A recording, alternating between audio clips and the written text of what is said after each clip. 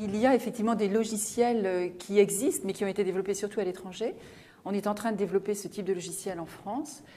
Et ces logiciels permettent de calculer sa probabilité d'être plutôt à bas risque, à moyen risque ou à haut risque. Donc on demande aux gens, à partir des logiciels, donc de renseigner leur âge et un certain nombre de caractéristiques sur leur mode de vie. Par exemple, leur alimentation, leur poids, la pratique d'activité physique, etc. Et le logiciel calcule justement si vous risquez de tomber plutôt dans chacune de ces trois catégories.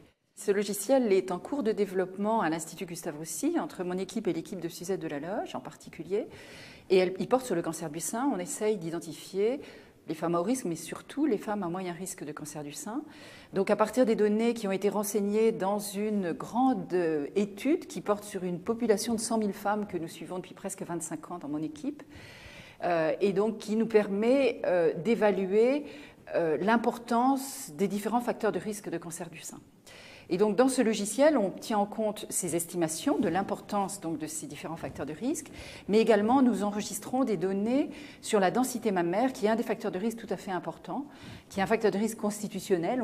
On est avec une densité mammaire plutôt basse, plutôt élevée. Bon, après, il y a des facteurs qui peuvent la modifier, et donc c'est un facteur supplémentaire que l'on prend en compte pour l'estimation de ce